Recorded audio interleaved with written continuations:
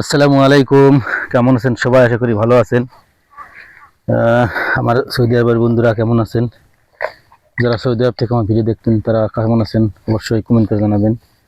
আহ, বেশ কিছুদিন হলো দেশে আসছি। তো দেশে যখন ছিলাম, সৌদি আরবে যখন ছিলাম তখন সবসময় দেশের কথা মনে হতো, দেশে কবে যাব কি করব।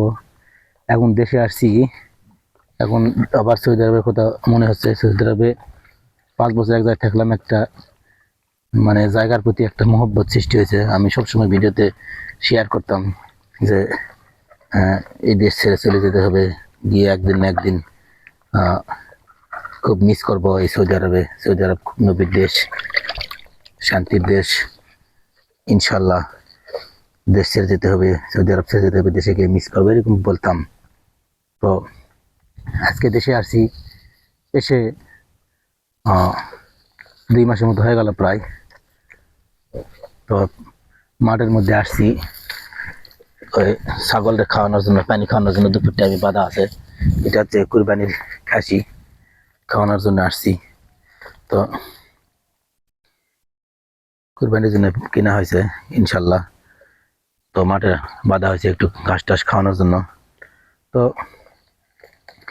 সৌদি আরবে থেকে অনেকে কমেন্ট করে, বিভিন্ন কোম্পানির সম্পর্কে জানতে চায়।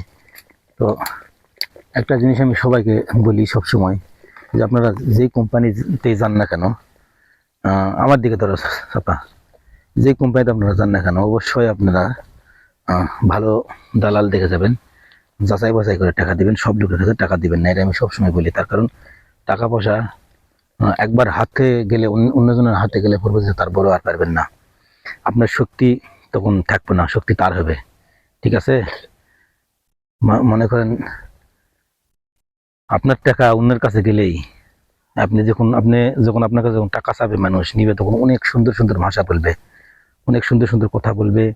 কথা বলে টাকা নিবে, টাকা নেওয়ার পরে মানুষের সুর আর ওইটা থাকবে না, সুর পাল্টে যাবে। ঠিক আছে? ওই সুর থাকবে না। হুম।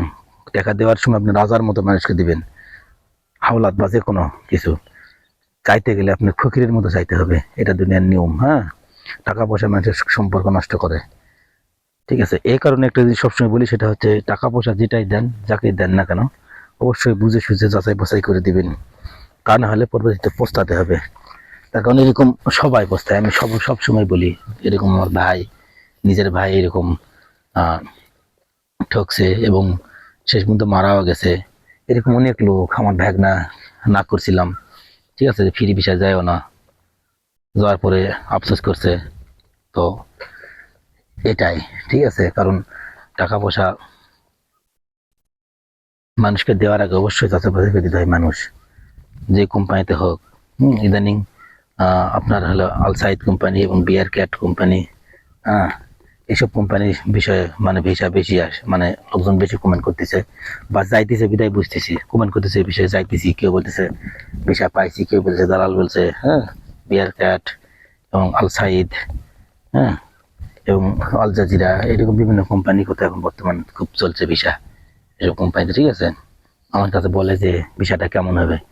তো ভিসাটা ভালো মন্দ, ভিসা তো অবশ্যই কোম্পানি ভালো, কিন্তু ভিসা কেমন হবে মানে আপনার ভালো মন্দ সব মানে হবে, ভালো মন্দ সবকিছু ইর উপর হবে, সেটা হচ্ছে দালালের উপর। ঠিক আছে? দালাল যদি ভালো হয়, আপনি বললো কোম্পানি ভিসা দিল না, তখন আপনি কি করবেন?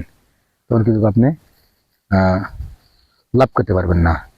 তো বলা সেটা না, এই জন্য ভালো মন্দ ভালো কোম্পানি নাই বলে, বলার সময় দালালেরা ভালো কোম্পানির নাম বলে, যাওয়ার পরে কিন্তু ওই কোম্পানি হয় না।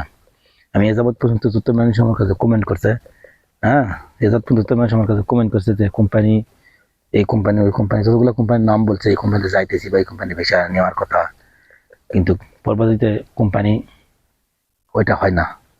যাওয়ার আগে বলে এই কোম্পানি, যাওয়ার পরে এই কোম্পানি হয় না। তো এটা হলো আপনার ভালো মন্দ সবকিছু যাচাই হবে হচ্ছে, ভরসা করবে হচ্ছে দালালের উপর। দালাল যদি ভালো হয়, কথা যদি ঠিক থাকে, তাহলে আপনি ঠিক হবে। তো এই কারণে একটা জিনিস, এই সাব দালাল যেগুলো আছে গ্রামগঞ্জের, এরা কিন্তু এদের কথা কিন্তু ঠিক থাকে না। আপনারা বিদেশ গেলে যদি সরাসরি কোনো রিক্রুটিং এজেন্সির মাধ্যমে, এজেন্সির কাছে গিয়ে কথা বলেন বিদেশ যাওয়ার ব্যাপারে, তো ওরা অন্তত আপনাকে, আপনার কোম্পানি হয়তো 200-100 টাকা বেতন হয়তো কম বেশি হতে পারে, কিন্তু তারা আপনি আহ, একটা বলে একটা করবে না। সেকেন্ড কথা হচ্ছে হয়তো অনেকে দালাল আছে টাকা পয়সা পুরাই মার দেয়, এরকম টাকা পয়সা মার যাবে না। অন্তত বিদেশ না গেলে টাকা ঘুরে পাবেন। তার কারণে আপনি এজেন্সির কাছে টাকা দিলে অবশ্যই আপনাকে টাকা নেওয়ার সময় টাকা আপনাকে রসিদ দেয়।